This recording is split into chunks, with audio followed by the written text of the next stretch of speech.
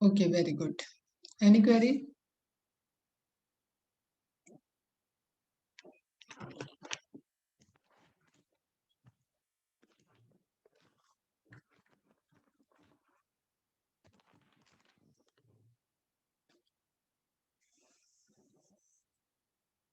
Any query up to last lecture, beta?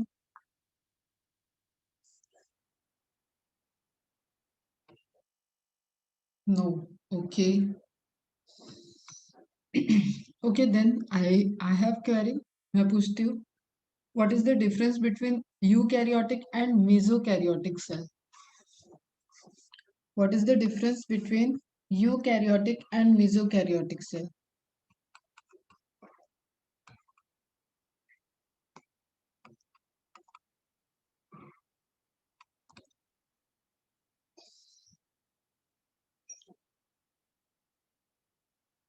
Which scientist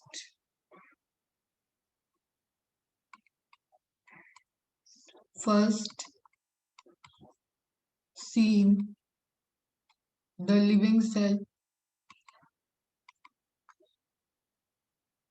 दोनों question के answer दो फटाफट, फास्ट एकदम.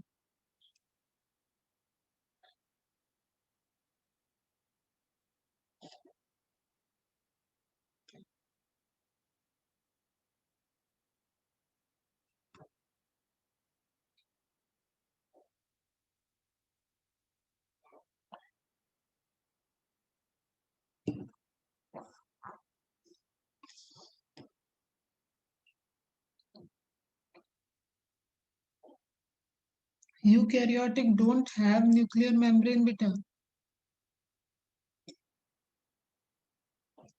यूकैरियोटिक तो वेल डेवलप हो गया, उसके पास सब कुछ होगा.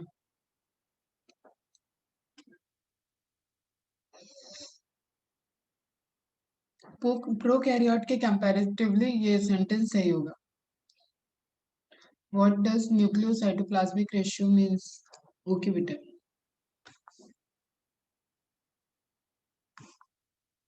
Anthony von Leeuwenhoek is the correct answer. Mesokaryotic cells have nuclear membrane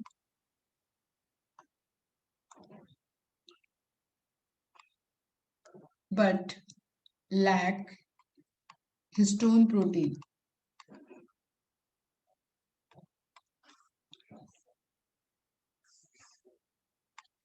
Yes, correct. Anthony von Leeuwenhoek, correct. Now listen, nucleocytoplasmic ratio.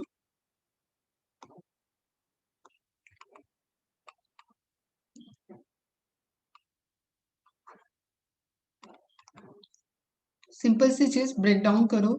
Nucleo means DNA content. Okay. Cytoplasm, you know, the fluid of cell where metabolism या metabolic reaction takes place.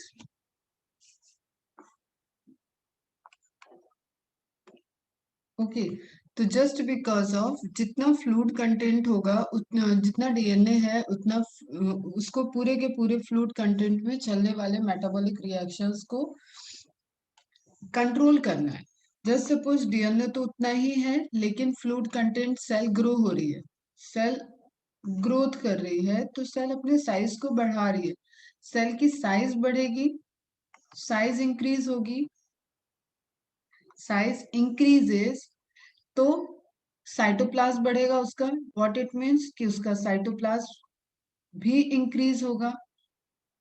Cytoplasm also increases and as a resultant metabolic process also increases.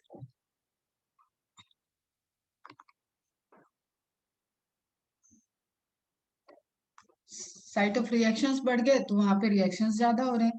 अब ये DNA role play करता है enzymes को, proteins को formation में, proteins enzymes के formation में. अब रिक्वायरमेंट सेल की बढ़ती जा रही है तो न्यूक्लियोसाइटोप्लाज्मिक रेशियो डिस्टर्ब हो जाएगा. मीन्स कि डीएनए के ऊपर साइटोप्लाज्म का कितना लोड है, कितना फंक्शन करने का लोड है. What is the functioning index of the DNA and cytoplasm. Clear? Just suppose कि यहाँ पे डीएनए है, इसका नॉर्मल नॉर्मल अमाउंट है कि ये 100 साइकिल को 100 रिएक्शंस को देख सकता है। क्लियर? अब उसकी साइज बढ़ती जा रही है, साइज बढ़ती जा रही है, यहाँ 100 की जगह 200 रिएक्शंस चल रहे हैं, तो डीएनए के ऊपर वर्कलोड बढ़ रहा है, तो न्यूक्लियोसाइटोप्लाज्मिक रेशियो डिस्टर्ब हो जाएगा। न्यूक्लियोसाइटोप्लाज्मिक रेशियो को न्यूक्लियोसाइटोप्लाज्मिक रेशियो को नॉर्मलाइज करने के लिए डीएनए क्या करेगा? रेप्लिकेट करेगा, अपनी कॉपी बना लेगा। Fundamental behind the replication, just like कि मम्मी पे खाना बनाने का लोड बढ़ा तो मम्मी ने एक हेल्पिंग हैंड ले लिया, या ज्यादा लोड बढ़ा है तो कैटरिंग को बुला लिया। तो रेप्लिकेशन के रिजल्टेंट डीएनए अमाउंट डबल हो जाएगा। डीएनए डबल हुआ, everything will be normal. Okay, जो न्यूक्लियोसाइटोप्लाज्मिक रेशियो डिस्टर्ब हुआ था, वो nucleocytoplasmic ratio it become normalise. Is it clear?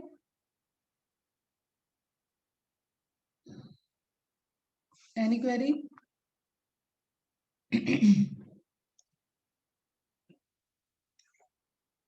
Yes, Ira बेटा correct, Tanya correct, Jana correct. Correct है, जिन्होंने बताया उनके करेक्ट आंसर है। ओके, अभी हम लोग प्रोकैरियोटिक सेल्स स्टार्ट करते हैं। नॉर्मल हम डेफिनेशन जान ही रहे हैं कि which the nuclear material is not bounded by a definite nuclear membrane are called prokaryotic. इसके लिए primitive karyon means nucleus, undeveloped nucleus. Clear? तो यहाँ पे हमें पता है कि जिसके पास न्यूक्लियर मेम्ब्रेन नहीं है, ऐसे न्यूक्लियस को हम कह रहे हैं, ऐसे न्यूक्लियस बियर करने वाली सेल को हम कह रहे हैं prokaryotic. But technically there is no nucleus, तो न्यूक्लियस वर्ड ना यूज करके हम वर्ड यूज करते हैं nucleoid. That is the more accurate word. ठीक है? What it means? It means naked DNA.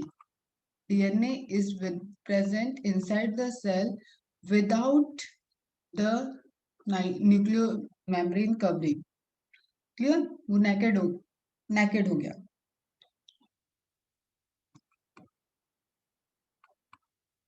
Without bounded by nuclear membrane. Is it clear? It includes bacteria and blue-green algae. Placed in kingdom, Whittaker kingdom classification में, 5 kingdom classification में इनको जो place दिया गया है उस किंगडम का नाम है मोनेरा। क्लियर? इसमें डिफरेंट डिफरेंट टाइप्स के बैक्टीरिया आ जाते हैं, आर्की बैक्टीरिया आ जाते हैं, मॉडर्न बैक्टीरिया जिनको यू बैक्टीरिया कहते हैं वो आ जाते हैं। Blue green algae means algae की तरह बिहेव करने वाले, फोटोसिंथेसिस करने वाले बीजीए जिनको कहते हैं साइनोबैक्टीरिया, ये भी यहाँ पे आ जाते हैं। ओके बच्चों, क्लियर है?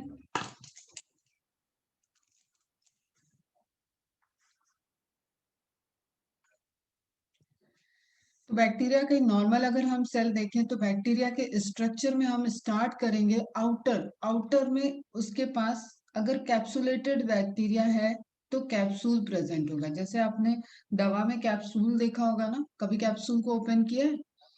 कैप्सूल कुछ इस तरीके से स्ट्रक्चर होती है, एक उसके अंदर होता है, एक ऊपर की साइड से कैप होता है। क्लियर? कभी कैप्सूल को ओपन करके देखना तो ये कैप जो बाहर की तरफ से वो हट जाएगा और इसके अंदर पाउडर भरा होता है। दैट्स वाई, क्योंकि इसने इस पाउडर को कैरी कर रखा है, इसको टर्म देते हैं कैप्सूल। सेम वे में अगर प्रोकैरियोटिक सेल्स या बैक्टीरियल सेल के पास कैप्सूल प्रेजेंट होगा तो ऐसे बैक्टीरिया को बोलेंगे कैप्सुलेटेड बैक्टीरिया, और जिसमें नहीं होगा वो नॉन कैप्सुलेटेड या इकैप्सुलेटेड बैक्टीरिया में आ जाते हैं। जनरली हम स्टार्ट कर रहे हैं आउटर लेयर से, समझने की कोशिश कर रहे हैं कि हाँ स्टार्ट कर दिया हमने प्रोकैरियोटिक सेल। प्रोकैरियोटिक सेल के अंदर अब एंट्री करने जा रहे हैं, तो उसमें हमें जो सबसे ज्यादा चांसेस हैं किस लेयर के बाहर होने के लिए, that is presence of capsule. तो first we will start with the capsule, then we see cell wall, then we see cytoplasmic membrane which is universal membrane. Capsule सब में नहीं हो सकता, सेल वॉल भी सब में नहीं हो सकता, लेकिन आप किसी भी लिविंग ऑर्गेनिज्म की बात करते हो, अगर उसमें इफ इफ हम कहेंगे कंपल्सरी कोई वहां पे मेम्ब्रेन प्रेजेंट है, which membrane is universally present in all organism, then answer is plasma membrane, cytoplasmic membrane, plasmalemma. ये सब एक ही लेयर के नाम है। Cell membrane, cytoplasmic membrane, plasmalemma, plasma membrane, all are related to plasma membrane. Okay, फिर हम बात कर रहे थे कि एक यूनिवर्सल सेल ऑर्गेनेल है, दैट इज राइबोसोम। क्यों? क्योंकि आप इसको ऐसे एग्जांपल से समझो कि किसी ने नई इंडस्ट्री स्टार्ट की, नई फैक्ट्री स्टार्ट की, अभी उसके पास बहुत ज्यादा रिसोर्सेज नहीं है, लेकिन उसको एटलीस्ट वो मशीन चाहिए, वो मशीनरी चाहिए होगी जिसका वो प्रोडक्शन करने जा रहा है। तो प्रोडक्शन करने वाली मशीनरी जो सबसे इंपॉर्टेंट है सेल ऑर्गेनेल में, that is ribosome, because it helps in the synthesis of protein. Clear? तो प्रोटीन की सिंथेसिस के लिए एटलीस्ट हमें राइबोसोम तो चाहिए। और जस्ट सपोज कि वो नया नया बॉस है, नया नया ऑफिस खोला है, उसने छोटा सा रूम एक रेंट पे लिया, अभी उसका केबिन वेबिन नहीं है, तो डीएनए क्या हो गया? बॉस हो गया। तो boss without cabin, in between the employees, employees के बीच में ही है, जहां पे प्रोसेस चल रहा है वहां पे ओपनली रह रहा है। This is the characteristics of prokaryotics है। अब जस्ट सपोज इसकी फैक्ट्री बढ़ने लगी, इसके काम बहुत अच्छे चलने लगे, तो बॉस ने क्या किया? अपना केबिन बना लिया, राइबोसोम को अपनी जगह मिल गई। हेल्पिंग हैंड में जो यहाँ पे सेलर रेस्पिरेशन प्लाज्मा मेम्ब्रेन करेगी, only one membrane present in prokaryotic cell, that is the cytoplasmic membrane, plasma membrane. तो ये मल्टीपल फंक्शन करेगी। इसी के फंक्शन फिर असाइन हो गए, जैसे कम एम्प्लॉय में काम चल रहा है, अब धीरे धीरे कंपनी बड़ी हो रही है, तो कंपनी का स्ट्रक्चर बढ़ रहा है, पावर हाउस लगा लिया उसने, खुद की सेक्रेटरी वेसाइकल्स बनाने के लिए मशीनरी लगा ली, पैकेजिंग करने के लिए मशीनरी लगा रही। तो एक डेवलप कंपनी में स्ट्रक्चर चेंज हो जाएगा, तो it will look like eukaryotics. तो अभी हमारी मिनिमम रिक्वायरमेंट प्रोकैरियोटिक में है कि हम राइबोसोम तो रखेंगे, माइटोकॉन्ड्रिया ना हो। माइटोकॉन्ड्रिया का काम हम प्लाज्मा मेम्ब्रेन से कर लेंगे, बहुत सारे वर्क को हम परफॉर्मेंस करेंगे प्लाज्मा मेम्ब्रेन की हेल्प से, लेकिन राइबोसोम एटलीस्ट हमारी रिक्वायरमेंट है। Is it clear? फिर आपको कुछ अपेंडिसेस निकले हुए दिख रहे हैं, दैट इज पिलाई, फ्लैजिला, एंड एक होता है फिम्ब्रिया। ये मूवमेंट के लिए, सेक्सुअल रिप्रोडक्शन के लिए एंड अटैचमेंट के लिए रोल प्ले करेंगे। ओके, अब देखो ये जेनेटिक मटेरियल जो ओपन है, naked DNA, that is known as nuclear. Content जो सब जगह प्रेजेंट होगा, दैट इज साइटोप्लाज्म।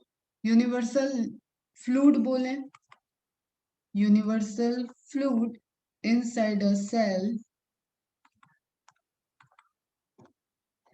इसको आप प्रोटोप्लास्ट भी बोल सकते हो। क्लियर? बट मोर एक्यूरेट रहेगा साइटोप्लास्ट, क्योंकि यहाँ पे आप न्यूक्लियोप्लास्ट को डिफ्रेंशिएट नहीं कर सकते। Is it clear? इतनी सी बात समझ में आई? अब जो बीट्स जैसे स्ट्रक्चर आपको दिख रहे हैं, स्कैटर्ड दिख रहे हैं, वो क्या है? राइबोसोम है। जो थ्रेड जैसा स्ट्रक्चर दिख रहा है वो क्या है? डीएनए है। एंड फिर आपको बाउंड्री में plasma membrane, cell wall, capsule. तो कुछ इस तरीके से फ्लो चार्ट लिख लो, एक capsule, cell wall, followed by plasma membrane,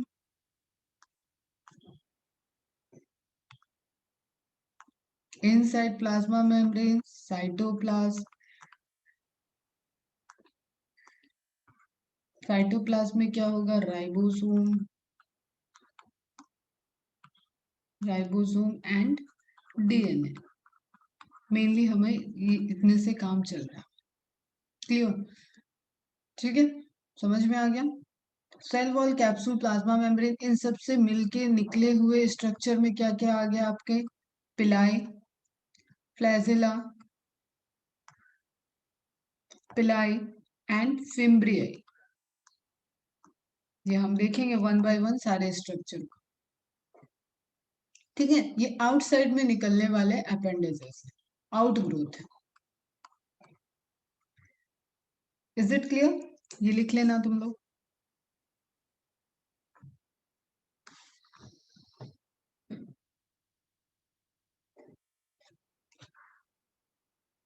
complete हो जाए तो बताओ।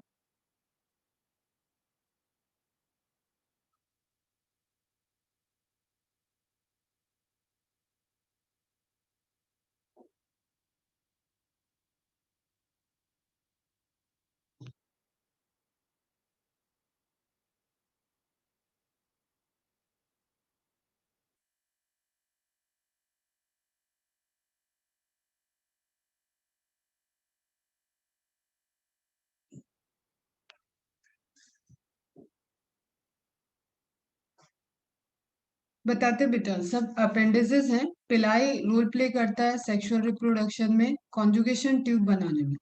जब जिसकी टर्म आएगा उस स्ट्रक्चर को तब डिटेल में पढ़ेंगे। अभी बस ये ध्यान में रखो कि कुछ स्ट्रक्चर है, फिम्ब्रिया ही रहेंगे, वो अटैचमेंट के लिए रोल प्ले करेंगे। And you know, everyone know कि फ्लैजेला जो है वो मूवमेंट के लिए रोल प्ले करेगा।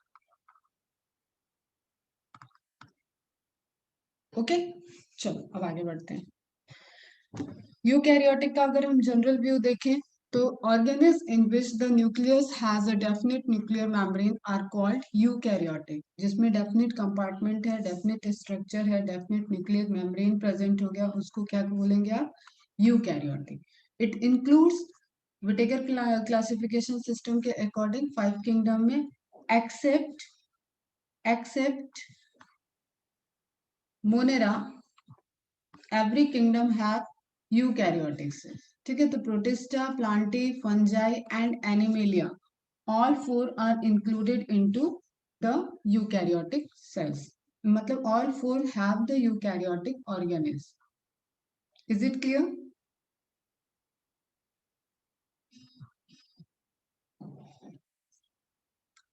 क्लियर है? ये किंगडम है बेटा, 5 किंगडम क्लासिफिकेशन में 5 किंगडम, फिफ्थ वाला क्या है? Monera, Protista, Plantae, Fungi and animalia.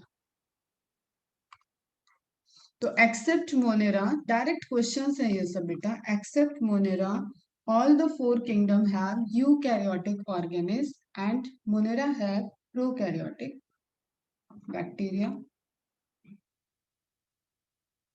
Is it clear?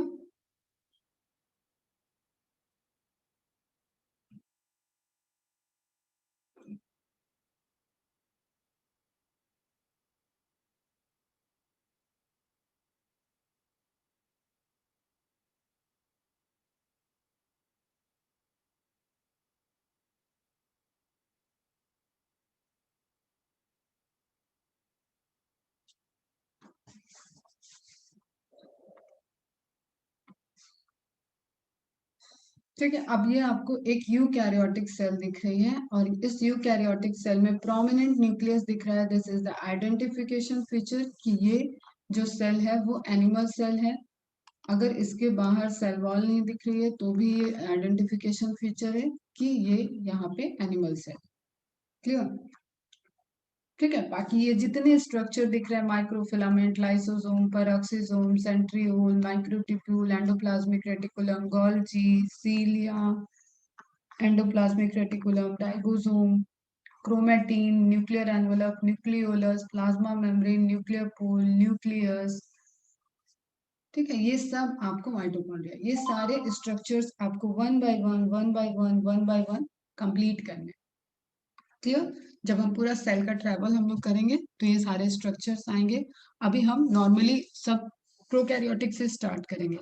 The cells of prokaryotic and eukaryotic differs fundamentally in many ways. Prokaryote and eukaryotic term proposed by Dougherty, scientist हैं, note down कर लेना। Mesokaryotic term proposed by Dodge, scientist है। In mesokaryote, the nuclear membrane present in nucleus, but internally histone proteins are absent in DNA, which are required for chromosome formation. Clear? देखो simple सी बेटा एक बात बताती हूँ, negative और positive के बीच में यू नो कि इंटरेक्शन होता है, अट्रैक्शन होता है, इंटरेक्ट करेंगे एक दूसरे के पास आएंगे, नेगेटिव और पॉजिटिव। क्लियर? अब डीएनए जो है वो नेगेटिव है, हिस्टोन प्रोटीन जो होते हैं वो पॉजिटिव होते हैं। तो निगेटिव पॉजिटिव के बीच बीच चारों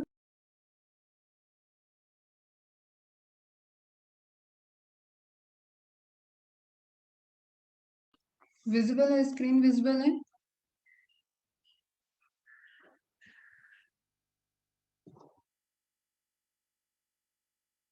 स्क्रीन इज विजिबल?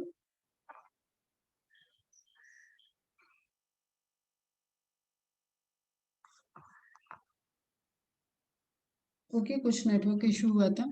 तो हम ये कह रहे थे कि जो हिस्टोन प्रोटीन है वो है बेसिक इन नेचर, एंड जो आपका डीएनए है वो एसिडिक इन नेचर है, तभी आप उसको न्यूक्लिक एसिड भी बोलते हैं। ठीक है?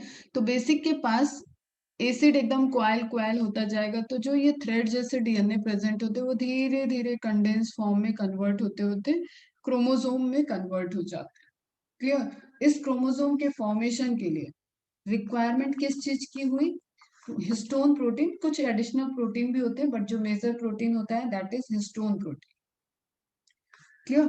डायनोफ्लैजिलेट एल्गी कल लिखाया भी था मैंने, are the only known mesokaryotes. Now NCERT क्या कहती है? एनसीईआरटी के पॉइंट्स हैं, organisms in which the nuclear material is not bonded by a definite nuclear membrane. These are prokaryotic. The prokaryotic cells are represented by bacteria, blue-green algae, mycoplasma, and PPLO. Actually, PPLO is a type of mycoplasma. तो ये आपको information थोड़ा सा add on करना पड़ेगा। ठीक है? NCERT में लिखा है and PPLO is a type of mycoplasma. तो आप एक अपनी अभी जो नोटबुक लिख रहे हो उसमें आप लिख लो, पीपीएलओ का फुल फॉर्म पूछा जाता है, पीपीएलओ का साइज पूछा जाता है। प्रीवियस पेज में कुछ पॉइंट्स लिखे हुए हैं बेटा, सुनो ध्यान से, प्रीवियस पेज को हम रिपीट कर रहे हैं। कुछ पॉइंट्स हैं यहाँ पे जो कंक्लूडिंग पॉइंट की तरह अभी तक आपने पढ़ा उसको कंक्लूड किया। तो इसमें पहला पॉइंट था कि cells prokaryote and eukaryote differ fundamentally in many ways. आप जानते हो सेल ऑर्गेनेल के बेसिस पे उनके कंपोजिशन, उनके फंक्शन, एफिशिएंसी, कई सारे फंडामेंटल्स है जिनके बेसिस पे आप उनको डिफरेंशिएट कर सकते हो, but the main basis of differentiation is the presence of developed nucleus. The presence of developed nucleus means nucleus with histone protein and nuclear membrane that are present in eukaryotic and absent in prokaryotic. Clear? Prokaryote and eukaryote term देने वाले scientist है डॉटरी। मीजोकैरियोटिक जो word आया था वो term दिया है Dodge ने। तो ये साइंटिस्ट के नेम आपको ऐड करना है। In mesokaryotic the nuclear membrane present in nucleus but internally histone proteins are absent in DNA. तो इसको मैं समझा रही थी आपको कि डीएनए जो होता है वो निगेटिवली चार्ज होता है, एंड हिस्टोन प्रोटीन जो है वो पॉजिटिव चार्ज है। तो निगेटिव पॉजिटिव आपस में यू नो कि अट्रैक्ट करते हैं, अट्रैक्ट्स। क्लियर? अट्रैक्ट करेगा तो हिस्टोन प्रोटीन, जस्ट सपोज ये हिस्टोन प्रोटीन है, ये हिस्टोन प्रोटीन है, इसके चारों तरफ डीएनए को कंडेंस होना है, तो डीएनए आराम से इससे पॉजिटिव निगेटिव निगेटिव पॉजिटिव इस तरीके से इसके चारों तरफ कई कॉइल में बाउंड हो जाएगा। तो जो डीएनए इस तरीके से फैला हुआ था वो डीएनए की बाइंडिंग में हिस्टोन प्रोटीन ने हेल्प किया। ठीक है? ये यूकैरियोटिक के कैरेक्टरिस्टिक्स है। Is it clear? यही histone proteins, binding proteins absent होते हैं prokaryotic. Dinoflagellates are the algae, eukaryotic unicellular algae है जिसको प्रोटिस्टा में रखा जाता है। जब हम एल्गी पढ़ाएंगे वहां पे बात करेंगे हम लोग इस पे बायोलॉजिकल क्लासिफिकेशन में, बट अभी आप मेसोकैरियोटिक का एग्जांपल आपको पता होना चाहिए। तो इसलिए यहाँ पे एक एग्जांपल दिया हुआ है डायनोफ्लैजिलेट एल्गी का, That is the only known mesokaryotes. Okay. कुछ कुछ बुक्स आपको Euglena, you heard about the Euglena? Euglena सुना है?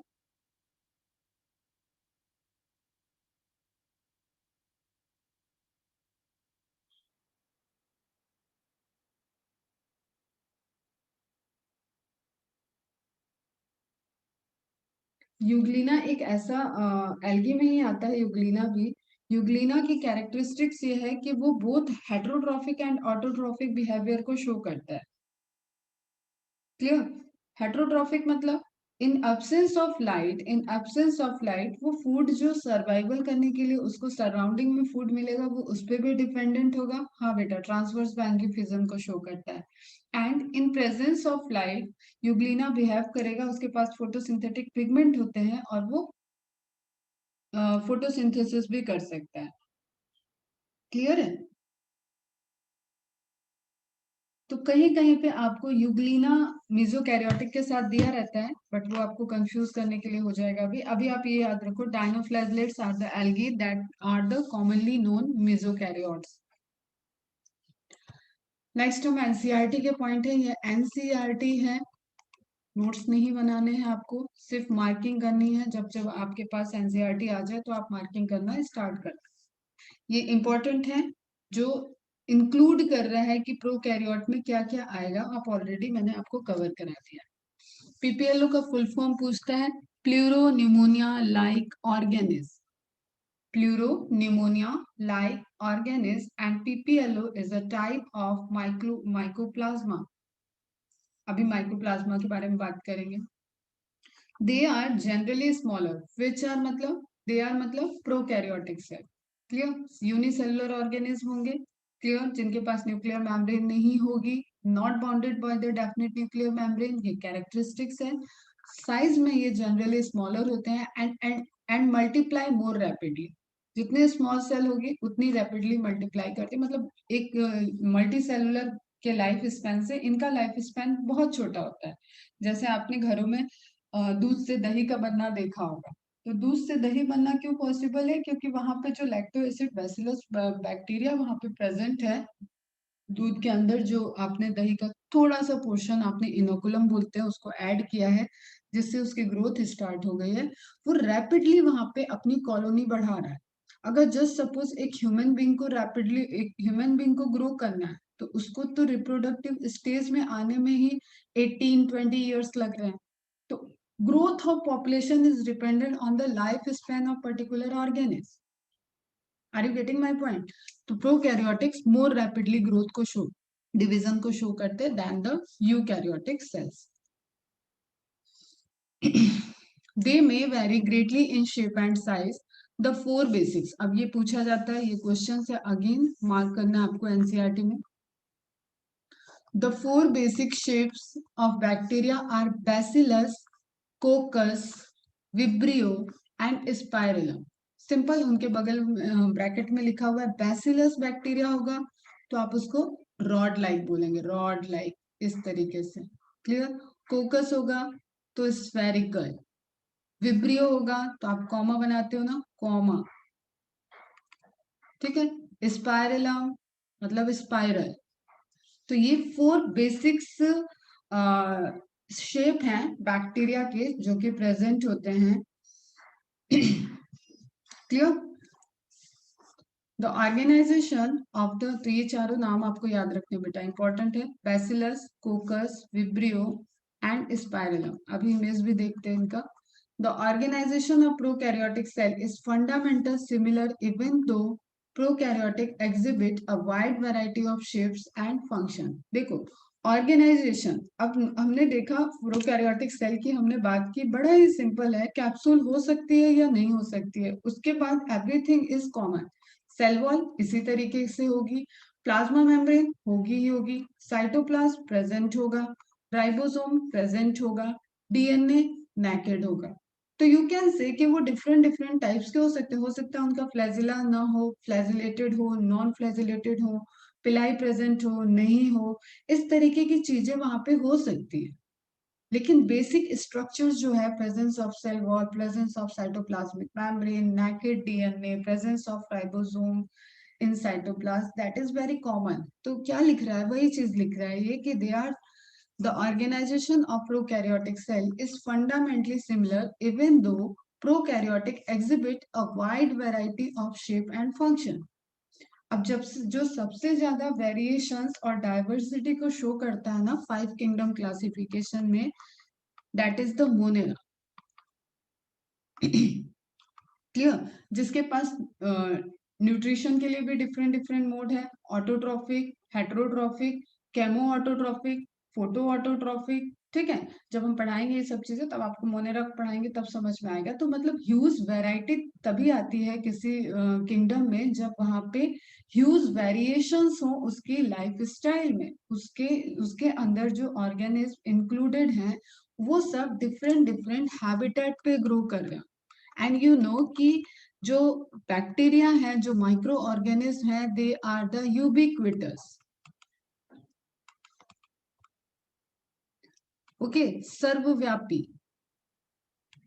अगर हम हिंदी में लिखें इसको, सर्वव्यापी, पता नहीं की मात्रा ये होगी या नहीं होगी, सर्वव्यापी। हर जगह जहां आप सोच सकते हो, अगर आपने स्टेराइलाइजेशन नहीं किया है, आपने जैसे आजकल सैनिटाइजर चल रहा है, अगर आपने सैनिटाइजर नहीं यूज किया है, उस केसेस में क्या होगा, वो हर जगह पे प्रेजेंट रह सकता है। डिफरेंट टाइप के माइक्रोब्स हो सकते हैं, दैट्स वाई यहाँ पे लिखा हुआ है कि प्रोकैरियोटिक्स बहुत सारे वेराइटीज को रिप्रेजेंट करते हैं फंक्शनली, शेप के according and functionally, but apart of that they have the fundamental similar structure.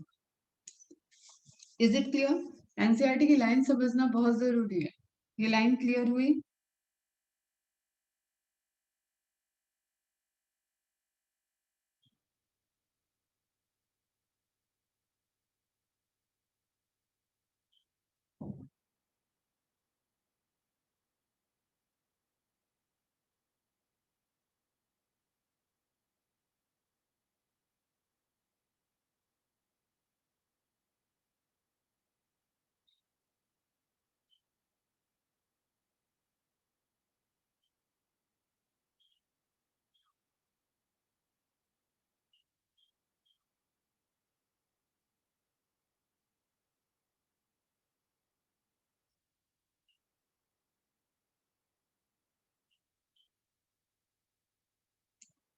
Clear है बेटा?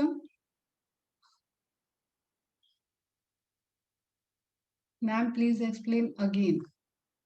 देखो बेटा, समझने की कोशिश करो। अगर आप वर्ड बोलते हो ना माइक्रो ऑर्गेनिज्म, या चलो माइक्रो ऑर्गेनिज्म में अभी हम बात कर रहे हैं बैक्टीरिया की, तो बैक्टीरिया आप कोई भी जगह सोच लो, आप समुन्द्र के अंदर एकदम टेम्परेचर वाला, हाई टेम्परेचर वाली जगह सोच लो जहाँ पे उबलता हुआ पानी है, जो अर्थ के कोर से अटैच्ड है, वहां पे भी बैक्टीरिया प्रेजेंट है। आप ऐसी जगह सोचो कि अंटार्कटिक जहाँ पे आइस जमा हुआ है, वहां पे भी बैक्टीरिया प्रेजेंट है। आप अपने नॉर्मल से अपने घर में समझो, तो वहां पे भी बैक्टीरिया प्रेजेंट है। अनलेस एंड अनटिल आपने जहाँ पे सैनिटाइजर यूज कर लिया है वहां पे बैक्टीरिया नहीं होंगे, माइक्रोब्स नहीं होंगे। तो अगर आप कोई ऐसी कंडीशन नहीं, स्टेराइल कंडीशन नहीं यूज कर रहे हो, स्टेराइलाइजेशन मेथड होता है जिससे हम माइक्रोब्स फ्री एरिया जनरेट करते हैं। जब भी कोई मैन्युफैक्चरिंग ड्रग्स कंपनी मेडिसिन को प्रोड्यूस करती है तो वो स्टेलाइजेशन टेक्निक को यूज करके पहले उस एरिया को क्लीन करती है, माइक्रोब्स फ्री करती है, ताकि ड्रग्स के मेडिसिन के अंदर कोई माइक्रोब्स ना हो। तो मैं क्या कह रही हूँ कि अब इतनी सारी वैरायटी में अगर वो माइक्रोब्स ग्रो कर रहा है, किसी के होस्ट के अंदर है, हम लोग के बॉडी के अंदर भी पॉजिटिव बैक्टीरिया प्रेजेंट है, नेगेटिव बैक्टीरिया भी प्रेजेंट है, कुछ डिजीज कॉज करते हैं, कुछ हमारे डाइजेशन में हेल्प कर रहे हैं। तो there are like number of habitat in which bacteria survive. तो जो नंबर ऑफ हैबिटेट को एग्जिबिट करता है ना बेटा, जो नंबर ऑफ हैबिटेट में ऑर्गेनिज्म रहते हैं उनके अंदर आ जाते हैं वेरिएशन। तो ये लाइन क्या कह रही है कि a wide variety of shape and functions are present in prokaryotes organisms, but still they have fundamentally similar structures। Structure उनका फंडामेंटल सिमिलर ही होगा। अगर आप बैक्टीरिया पढ़ रहे हो तो बैक्टीरिया का स्ट्रक्चर, प्रोकैरियोट का स्ट्रक्चर समहाउ लाइक वही होगा कि उसके पास सेल वॉल है, प्लाज्मा मेम्ब्रेन है, साइटोप्लाज्म है। प्लाज्मा मेम्ब्रेन के इन्वेजिनेशन से मेसोसोम्स बनेंगे, मूवमेंट होगा तो फिर वहां पे फ्लैजिला प्रेजेंट होंगे, सरफेस से अडेरेंस के लिए वहां पे फिम्ब्रे प्रेजेंट होंगे, नेकेड डीएनए प्रेजेंट होगा, साइटोप्लाज्म प्रेजेंट होगा, साइटोप्लाज्म में राइबोसोम्स प्रेजेंट होंगे। तो ये जितनी चीजें अभी मैंने बोली आपको 8-10 लाइनें, ये सभी क्या हो गई, fundamental similarities among those monerals या दोस प्रोकैरियोटिक सेल्स।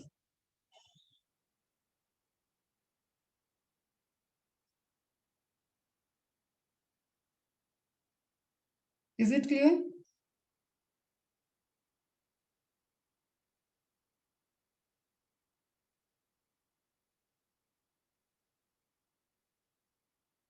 ओके, अब आप यहाँ पे देख रहे हो, इंपॉर्टेंट इमेज है, ध्यान से सुनना।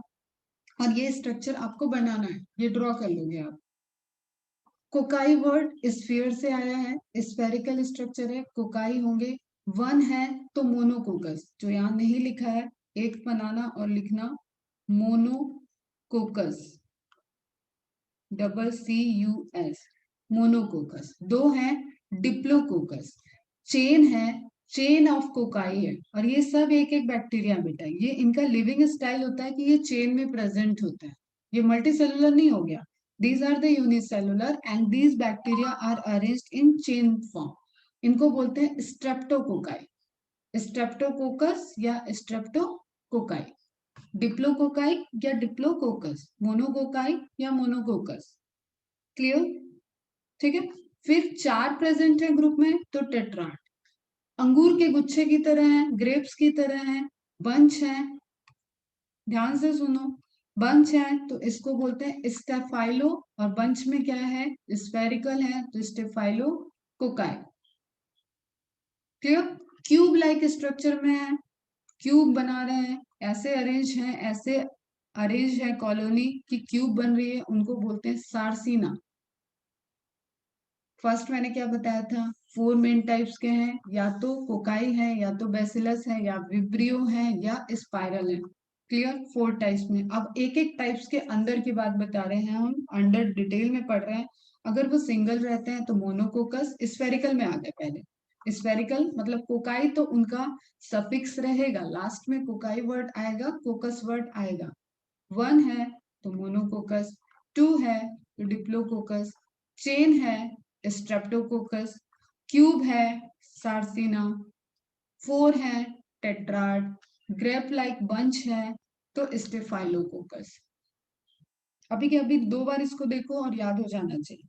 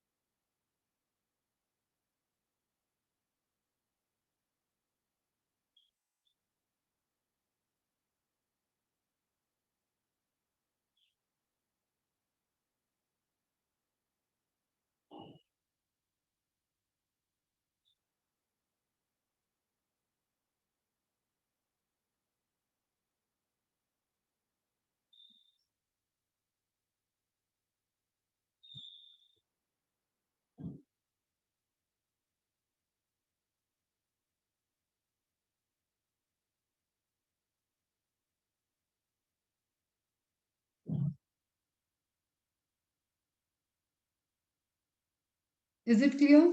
हो गया सबका? Monococcus, diplococcus, staphylococcus, streptococcus, tetrad, सार्सिना।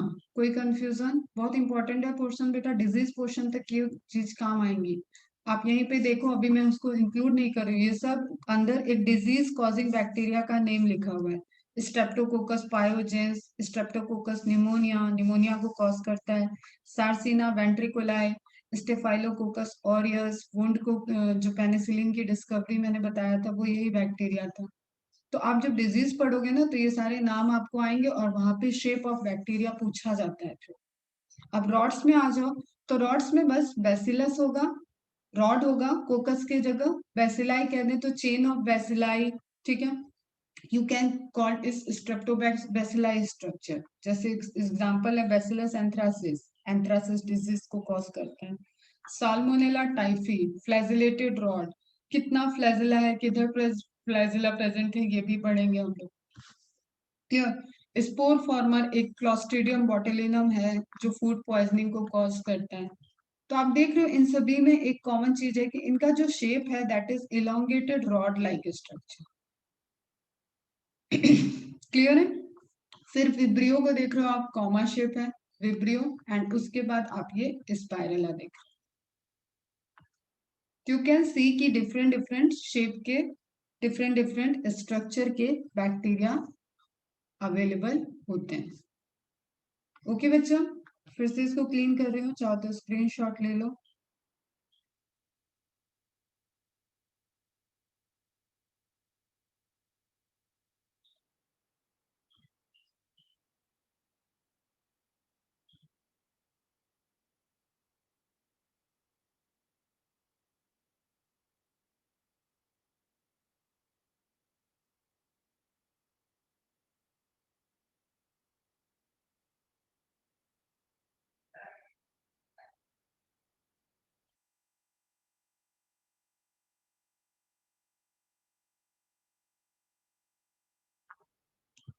चलो नेक्स्ट देखते हैं जो माइकोप्लाज्मा के बारे में आया था। माइकोप्लाज्मा से जो क्वेश्चंस आता है that is very very important कि विदाउट सेल वॉल सबसे स्मॉलेस्ट ऑर्गेनिज्म है दैट इज माइकोप्लाज्मा।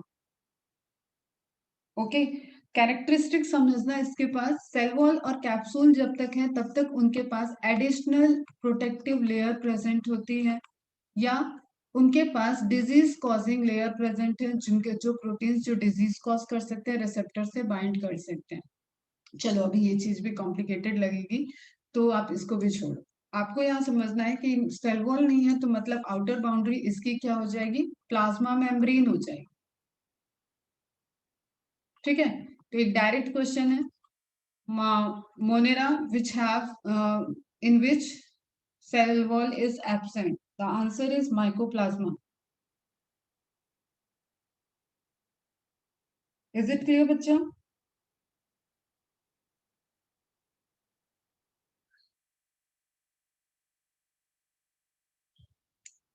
ठीक है, अब इसकी जो एक क्वेश्चन पूछा जाता है इसका, प्लाज्मा मेम्ब्रेन, देखो कोई चीज सिंगल है, सिंगल सेल है, समझना एक बात बता रहे हैं यहाँ पे कॉन्सेप्ट की, कोई चीज सिंगल सेल है तो वो लेयर वैसे फॉर्म नहीं कर सकता। एक लेयर को फॉर्म करने के लिए वहां पे सेल सेल सेल सेल कई सारी सेल चाहिए या टिश्यू चाहिए, ठीक है, तब आप एक लेयर बना सकते हो।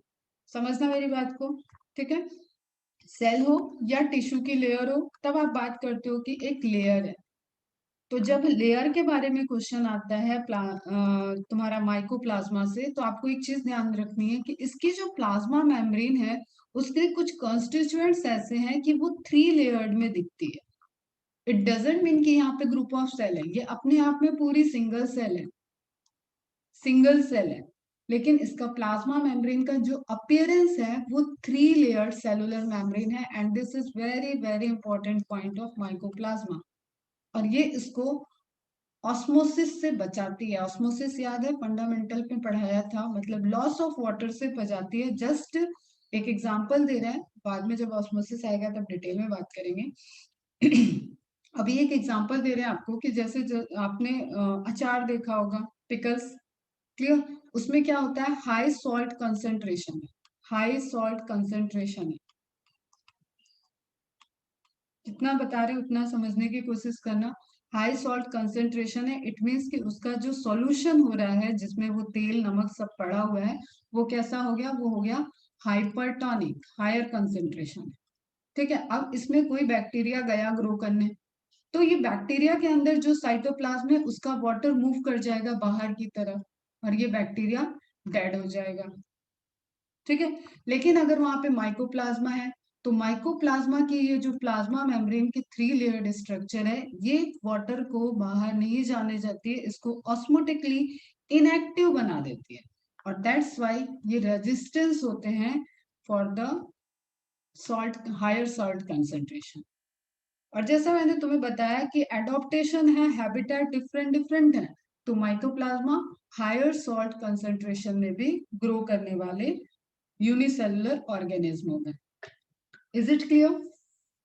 मोनेरा पढ़ते वक्त ये सारी चीजें डिटेल में आएंगी। अभी सेल के पॉइंट ऑफ व्यू से हमें कुछ चीजें समझना है कि इसकी जो प्लाज्मा मेम्ब्रेन है that is 3 layered structure, and इसका 3 लेयर्ड इट डजंट मीन कि वहां पे सेल सेल का कोई स्ट्रक्चर प्रेजेंट है, कोई लेयर बन रहा है। इट इज सिंपली कि प्लाज्मा मेम्ब्रेन का अपीयरेंस 3 लेयर्ड है। ठीक है, बाकी कहानी वही है, डीएनए अंदर प्रेजेंट है, डीएनए से आरएनए बनेगा, साइटोप्लाज्म प्रेजेंट है, राइबोसोम होगा, प्रोटीन का फॉर्मेशन चलेगा, छोटी वाली फैक्ट्री। Okay, clear?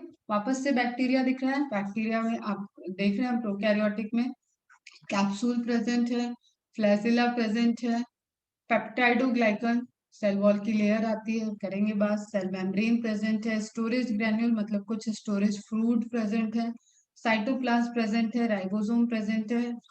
ठीक है, जेनेटिक मटेरियल न्यूक्लियाइड प्रेजेंट है, एक अगर प्लाज्मिड प्रेजेंट है that is again a characteristics. Plasmid present है मतलब प्लाज्मिड वाले बैक्टीरिया हैं, उनको जेनेटिक इंजीनियरिंग में यूज करते हैं, इनको बोलते हैं एफ प्लाज्मिड। क्लियर? या सिंपली एफ प्लस से, जिसके पास प्लाज्मिड है उसको एफ प्लस से डिनोट करते हैं, जिसके पास प्लाज्मिड नहीं है उसको एफ माइनस से डिनोट करते हैं। अब प्लाज्मिड क्या है? Plasmid is extra chromosomal DNA. कोई भी सेल सरवाइव नहीं कर सकती है without its DNA. Clear? Without its DNA. लेकिन प्लाज्मिड क्या है? Extra chromosomal. What it means कि ये जो आपको सेंटर में दिख रहा है, ये जो आपको सेंटर में दिख रहा है थ्रेड, ये उसका मेन डीएनए है। इसको अगर आपने निकाला तो ये बैक्टीरिया सरवाइव नहीं कर पाएगा, लेकिन this is name he indicate करता है इसका extra chromosomal DNA present inside the bacteria. Clear? इसको बोलते हैं प्लाज्मिड। अगर आप इसको रिमूव कर रहे हो और इसमें कुछ एडिशन डिलीशन कर रहे हो, एक्सपेरिमेंटली कुछ कर रहे हो, जिसको फील्ड को बोलते हैं जेनेटिक इंजीनियरिंग, जिसको यूज करके बहुत सारे ड्रग्स, वैक्सीन और एंटीबायोटिक्स का प्रोडक्शन होता है, वहां पे इसी डीएनए को बाहर निकाल के, और ये इसकी पावर है कि ये रेप्लिकेट कर सकता है।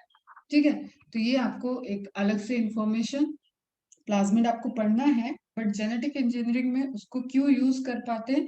क्योंकि that is the main, that that was not the main content of that particular bacteria, that is extra chromosomal DNA. तो आप उसको बाहर निकाल सकते हो, उसमें कुछ इंसर्ट कर सकते हो, एडिशन कर सकते हो, एंड वापस से बैक्टीरिया के अंदर आप उसको ट्रांसफर कर सकते हो और अपने डिजायर्ड का जीन उससे प्रोड्यूस करा सकते हो। ऑस्मोसिस में वाटर बाहर जाना होता है बेटा, मतलब सॉल्ट का इफेक्ट नहीं होगा, उसकी जो रिक्वायरमेंट है वाटर की, उसके लिए तो वो मतलब वाटर को इनटेक करेगा ना, साइटोप्लाज्म अपना मेंटेन कर सकता है,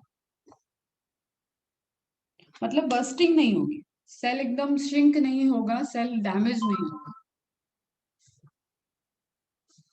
ओके, ये समझ में आया?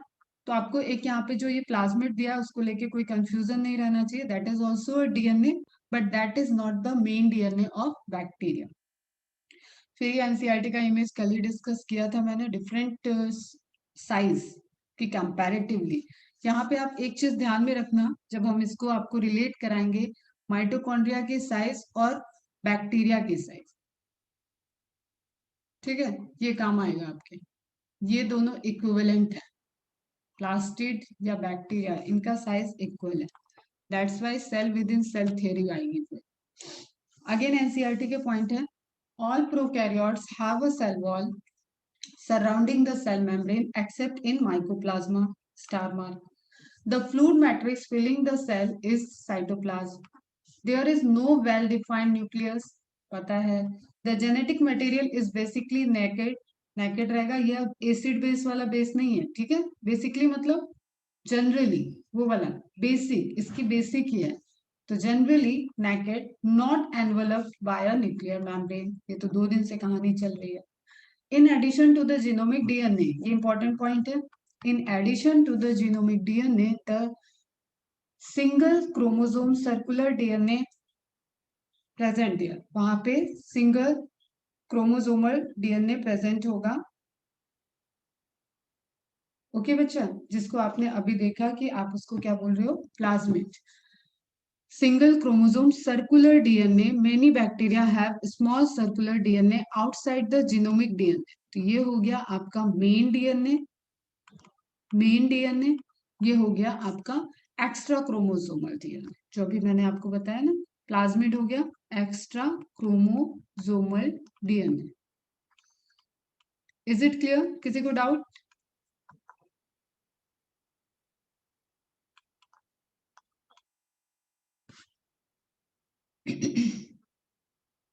इन addition to the genomic DNA, मतलब मेन डीएनए के एडिशनली एक सिंगल क्रोमोसोम सर्कुलर डीएनए होता है उसका main DNA. Okay, many bacteria have small circular DNA outside the genomic DNA, there these small DNA are called plasmids.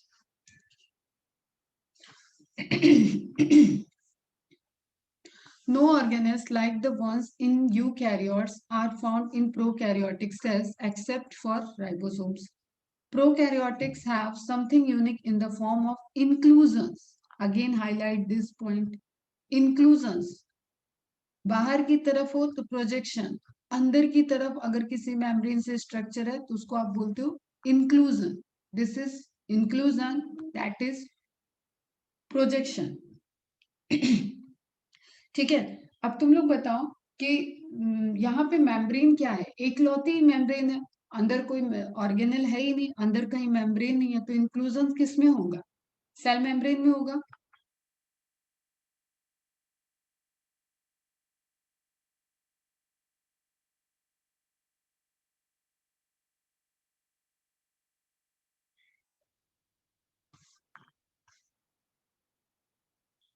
Cell membrane में होगा। Clear है?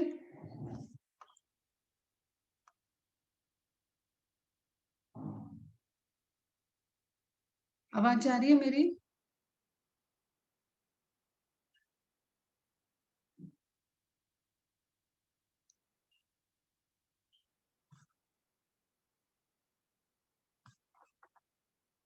Okay. तो specialised differentiated form of cell membrane, तो वो invagination inclusion कहाँ बनेगा? Cell membrane में। And these infoldings are called as mesosomes. इनको क्या बोलेंगे? Mesosomes. Which is the characteristics of prokaryotic, और यहाँ आप ब्रैकेट में लिखोगे it is analogous to, analogous to mitochondria, mitochondria of eukaryotes. Is it clear बेटा? क्लियर है? समझ में आ रहा है? इट मीन्स कि ये एटीपी का प्रोडक्शन कर रहा है, तो ये भी एनर्जी को प्रोड्यूस करेगा। तो मीजोसोम्स क्या हो गए? Site of cellular respiration in prokaryotic sales. Clear है बच्चा?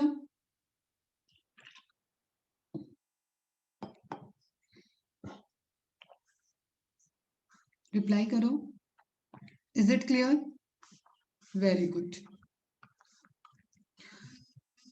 तो हम लोगों ने एक फोल्डिंग की बात की। फोल्डिंग्स में हमने देखा कि मेम्ब्रेन के अंदर इन्वेजिनेशन बन गया और वो साइट ऑफ सेलुलर रेस्पिरेशन हो जाएगा। अब इस स्ट्रक्चर को समझो बेटा, जब जिस चीज की बात करें ना उसको फोकस करो सिंपली। देखो, ये है आपका कैप्सूल, वैप्सूल सब भूल जाओ। ये है आपकी प्लाज्मा मेम्ब्रेन। प्लाज्मा मेम्ब्रेन अंदर की तरफ फोल्ड बना दी, इन्वेजिनेशन बना दी और एक स्ट्रक्चर बना दी। वो स्ट्रक्चर क्या हो गया? मीजोसोम। यूनिसेलुलर है बेटा, उसको सारे लिविंग कैरेक्टरिस्टिक्स को परफॉर्म करना है इसी सिंगल सेल से। तो उसके पास जो भी स्ट्रक्चर डेवलप हो रहा है वो इसी स्ट्रक्चर में वेरिएशन से डेवलप होगा, इन्हीं स्ट्रक्चर्स को अब वो वेरी कर सकता है। तो उसके पास माइटोकॉन्ड्रिया तो है नहीं, लेकिन छोटा सा पावर सप्लाई तो चाहिए ना, छोटी कंपनी भी होगी तो भी उसमें फैन होगा, उसमें मशीन चलाने के लिए सप्लाई चाहिए। तो छोटा पावर हाउस, छोटी सप्लाई जहां से आ रही है, that is mesosomes. It means कि सेलुलर रेस्पिरेशन ऑफ प्रोकैरियोटिक, ध्यान से सुनना, cellular respiration in prokaryotic cells takes place at the plasma membranal site. Plasma membrane का ही इंक्लूजन है, तो प्लाज्मा मेम्ब्रेन के साइट पे ही क्या हो रहा है, यहाँ पे सेलुलर रेस्पिरेशन होगा। Is it clear? Cellular respiration क्या है? Break down of chemical energy जो फूड में स्टोर है, ठीक है, break down of energy, stored energy in food, in nutrient लिख देते हैं, and store that energy in form of adenosine triphosphate ATP. Okay बेटा, ये प्रोसेस यूकैरियोटिक में होता है माइटोकॉन्ड्रिया के अंदर, और यहाँ पे माइटोकॉन्ड्रिया नहीं है, तो ये प्रोसेस कहाँ हो गया? मीजोसोम्स में। Is it clear?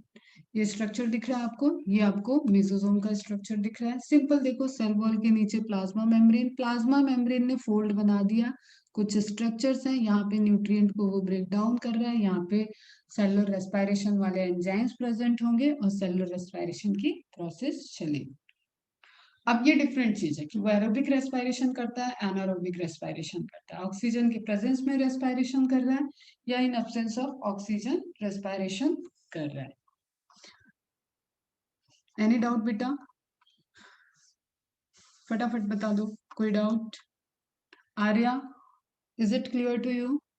आर्या बेटा रिप्लाई किया करो। आर्यन, देवाशीष, एकता, ईरा, हर्षिता, इकरा, जानवी, जहाना, कृतिका, मैत्री, मृणाल, नेहल, नुपुर, नुपुर, प्रज्वल, प्रमेश, समझ में आ रहा है? रोहन, सानिका, सान्या, श्रेया, सिद्धि, सिद्धि, स्नेहा, सोहिनी, स्वानी, तान्या, उर्वी, वैष्णवी, वेदांत, वरुण, विधि। कितने बच्चे हो तुम लोग, नाम बोलते बोलते थक गए हो। एकता, बताओ फटाफट, समझ में आ रहा है? रिप्लाई तो सिर्फ 4 या 5 करते रहते हैं हमेशा। वेदांत, अभी तक के पढ़ाई पोर्शन से कोई इशू?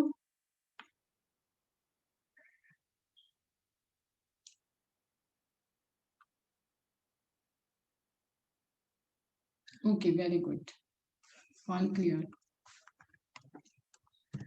ठीक है, अब मेसोसोम से रिलेटेड स्क्रीनशॉट ले लो, इसको फटाफट नोट्स लिख लेना आज के नोट्स में। इंपॉर्टेंट है बेटा, ये सब वो क्वेश्चन है जो बच्चे गलत करते हैं और यहाँ पे ही मेरे बच्चे आगे बढ़ेंगे। देखो, नॉर्मल क्वेश्चन तो सबको ही करता है, सभी पढ़ के आएंगे। आप कॉम्पिटिटिव वर्ल्ड में आ रहे हो तो सभी वहां पे पढ़ के ही आने वाले, लेकिन जो ट्रिकी क्वेश्चंस हैं जो आपको स्कोर बढ़ा के आगे देंगे, जैसे जस्ट सपोज 90 में 80 क्वेश्चंस तो ऐसे हो गए जो सबने किया, तो अब आपको 90 और 80 में जो डिफरेंस बचा है 10 क्वेश्चंस का, इसमें से आगे बढ़ना है। 6 कर लो, 7 करो, 8 करो, कंप्लीट 10 करो ना, क्या दिक्कत आ रही है? 90 आउट ऑफ 90 करके आओ। ठीक, तो उसके लिए ये सारी नॉलेज आपके पास नोट डाउन होनी चाहिए और टाइम टू टाइम रिवाइज होनी चाहिए। नोट डाउन कर लेना इसको। Mesosomes are the specialised structure formed by the convoluted invagination. अब ये टर्म पूछ लेगा, what is the convoluted invagination structure of plasma membrane? Clear? Convoluted मतलब घुमावदार, टेढ़ा मेढ़ा। अभी ये आप दिख रहे हैं ना, ये घुमावदार हो गया। जिगजैग, जैसे आपके ईयर पिन्ना में आपको दिखेगा घुमावदार पूरा रास्ता है, ठीक है, स्ट्रक्चर दिख रहा है of cytoplasmic membrane, divided into septal and lateral मेसोसोम्स। अब मेसोसोम के टाइप्स हो सकते हैं बेटा, ये इन्वेजिनेशन यहाँ पे लैटरली प्रेजेंट है, एक डिस्क लाइक स्ट्रक्चर, एक कप लाइक स्ट्रक्चर बना रहा है, या ये पूरा बड़ा बढ़ता हुआ आ जा रहा है, तो सेप्टा बन गया, एक मेसोसोम इधर है, एक मेसोसोम इधर है। तो ये आप देख सकते हो कि इसने बैक्टीरियल सेल को 2 चैम्बर में लगभग डिवाइड कर दिया है। तो ऐसे मेसोसोम्स को क्या बोलते हैं? सेप्टल मेसोसोम्स। क्लियर? समझ में आ रहा है? जैसे आपका रूम है, रूम को अभी आपका सिंगल रूम है, हॉस्टल वाला कमरा ही है, प्रोकैरियोटिक सेल है, लेकिन आपने बीच में कर्टन डाल दिया, यार तुम इधर रहो, मेरे एरिया में आना नहीं, मैं तुमको देखना भी नहीं चाहता, तो तुमने बीच में क्या कर दिया, कर्टन डाल दिया, तो कर्टन से तुम्हें इसका एरिया नहीं दिख रहा। तो उसी तरीके से सेप्टेशन, सेप्टा हो गया, अगर सेप्टल मेसोसोम्स होंगे तो सिंपल सी बात है कि उनकी डेप्थ प्लाज्मा मेम्ब्रेन की इन्वेजिनेशन लॉन्गर होंगे, टुवर्ड्स द सेंटर होगा, और दो साइड से मेसोसोम्स आ रहे होंगे और वो सेप्टा को फॉर्म कर रहे हैं। Okay, irregular in shape, obviously कोई इन्वेजिनेशन है तो उसका आप शेप नहीं बना सकते हो कि वो किस तरफ से शेप लेगा। फंक्शन इंपॉर्टेंट है, increase in membrane surface, surface area को बढ़ा रहे हैं, which may be useful as a site for enzyme activity in respiration and transport. कोई भी चीज अंदर बाहर जानी है वो वाया प्लाज्मा मेम्ब्रेन ही मूव करेगी, या तो अंदर आए या तो बाहर जाए, उसको ये लेयर से इंटरेक्ट करना पड़ेगा। This is the selectively permeable structure. Plasma membrane पढ़ेंगे तब उसके बारे में बात करेंगे। अभी बात इतना समझ लो कि हर चीज को चेक करके वो इन या आउट करा रही है। तो मोस्टली जो आपको इंपॉर्टेंट चीज ध्यान रखना है, this is the analogous structure of mitochondria and it perform the cellular respiration, may participate in cell replication by serving as a place of attachment for bacterial chromosome। अब देखो, जैसे आप देख रहे हो cell replication by serving as a place of attachment for the bacterial chromosome। अब आप देख रहे हो ये सेप्टा बन रहा है, सेप्टा बन रहा है, तो एक साइड ऐसा हो जाएगा जहां पे डीएनए का कोई कंटेंट ही नहीं, अगर इसने यहाँ बनाया तो ये क्या करेगा, ये इंडक्शन करेगा कि ये सेल डिवाइड करे, ये डीएनए अपने आप को रेप्लिकेट करे और ट्रांसपोर्ट करके एक डीएनए इधर आ जाए, और धीरे धीरे ये पूरी सेल डिवाइड करके बाइनरी फिजन के थ्रू दो बैक्टीरिया में कन्वर्ट हो जाए। ये भी एक फंक्शन एज्यूम किया जाता है और रिपोर्टेड है। मेसोसोम्स पे अभी भी रिसर्च चल रही है, मेसोसोम के लोकेशन, स्ट्रक्चर, फॉर्मेशन, क्या क्या फंक्शन कर सकता है, क्योंकि बेटा ये उसी तरीके से है कि एक चीज पे कई सारे फंक्शंस हो सकते हैं, क्लियर?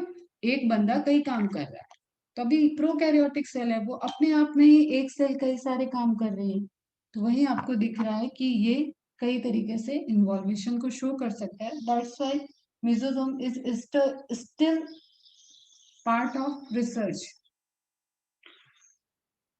चलो यहाँ से आपको कुछ इंपॉर्टेंट पॉइंट नोट डाउन करना है, जो सब एमसीक्यू है, हर एक पॉइंट एमसीक्यू है। In prokaryotic cells, the nuclear material remain exposed in the cytoplasm because nuclear membrane is absent. Such nucleus is known as nucleoid। ये सबको पता होता है। जेनोफोर अगर पूछ लिया है तो आपको ये ध्यान रखना है, जेनोफोर is also the prokaryotic genetic material. Okay, synonym हो गया उसका। In prokaryotics, the genetic material consists of double-stranded circular DNA. Double-stranded circular DNA. It is not associated with histone protein. This circular DNA represent the prokaryotic nucleus called nucleoid. Double double लिखने की need नहीं है, अगर एक बार आपने sentence लिख लिया है तो जस्ट आप उसको मार्क करके रखो, या आप पूरा समराइज करके एक ही बार में इंपॉर्टेंट नोट्स जो लिखे हुए हैं इसको आप एक बार नोट डाउन करें। On the other hand, the eukaryotic cells have DNA with histone protein in the form of chromosomes. All the membrane-bound cell organelles are absent in prokaryotic cell. So we can say that in prokaryotic cell, intracellular compartments are absent.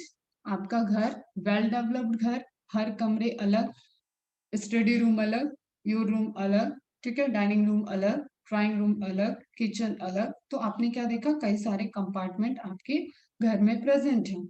आपका hostel का कमरा, एक ही कमरे के अंदर आपकी सारी चीजें चल रही हैं। The only cell organelle that is present in prokaryotic cell is membrane-less 70S ribosome. What is 70S? ये अब हम लोग डिस्कस करेंगे जब राइबोसोम प्रेजेंट होगा, पढ़ेंगे वहां पे।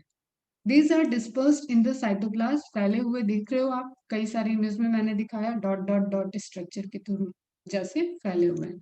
In the cytoplasm of prokaryotic cell, that's why the cytoplasm of prokaryotic cell is granular। Granular मतलब दानेदार स्ट्रक्चर, ठीक है। अब कोई ऐसा स्ट्रक्चर है, ये स्मूथ हो गया, इसमें राइबोसोम प्रेजेंट है, राइबोसोम प्रेजेंट है। ओके, तो ये आपका कैसा हो गया, it looks like a granules. आप माइक्रोस्कोप से दिखोगे तो ये ग्रैनुलर स्ट्रक्चर दिख रहा है, बीच में डीएनए प्रेजेंट है। आप इसको क्या बोल सकते हो, ग्रैनुलर अपीयरेंस ऑफ साइटोप्लाज्म। क्या है उसके पीछे का reason, presence of ribosome. Direct MCQ है ये सब बेटा, clear. The prokaryotic cells have only one envelope system. It means these have only a single membrane, that is cell membrane. एक ही मेम्ब्रेन प्रेजेंट है, दैट इज सेल मेम्ब्रेन। और envelope की बात करेंगे तो वही आपका कैप्सूल और सेल वॉल से बना हुआ एनवेलप की वहां पे चर्चा होगी, देखेंगे हम लोग वो structure. On the other hand, eukaryotic cell have all the cell organelles and possess internal membrane system. आपने थोड़ा बहुत जो मेरे से पढ़ा हुआ है उसमें आपको याद आएगा कि आपने एंडोप्लाज्मिक रेटिकुलम पढ़ा था, गोल्जी पढ़ा था, माइटोकॉन्ड्रिया पढ़ा है, न्यूक्लियस पढ़ा है। सभी कैसे थे, कोई डबल मेम्ब्रेन स्ट्रक्चर है, कोई सिंगल मेम्ब्रेन स्ट्रक्चर है। क्लियर। तो इंटरनली भी मेम्ब्रेन सिस्टम है। कोऑर्डिनेटेड मेम्ब्रेन सिस्टम है एक, जिसको एंडो मेम्ब्रेन सिस्टम कहा गया था, जिसमें एंडोप्लाज्मिक रेटिकुलम, गोल्जी और लाइसोसोम मिलके वर्क कर रहे थे। तो वही सारी कहानी है। The ribosomes are of eighty S type which are bounded to endoplasmic reticulum. Ribosomes are present in cytoplasm. अगर यूकैरियोटिक सेल के राइबोसोम की बात करनी है तो एंडोप्लाज्मिक रेटिकुलम में, साइटोप्लाज्म में, न्यूक्लियर मेम्ब्रेन में, प्लस माइटोकॉन्ड्रिया के अंदर।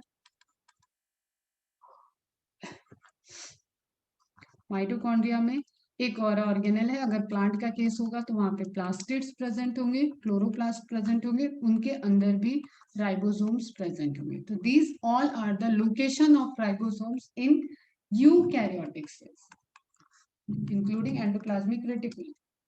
ठीक है, तो ये हम आपको राइबोसोम के टाइम में और डिटेल में बताएंगे। अब बेसिकली आप डिफरेंसेस देख रहे हो तो प्रोकैरियोटिक यूकैरियोटिक का DNA is naked, DNA is bond to protein, DNA is circular, DNA is linear, usually no introns, मतलब जो कोडिंग रीजन नहीं होते हैं उनको आप इंट्रॉन्स बोलते हो।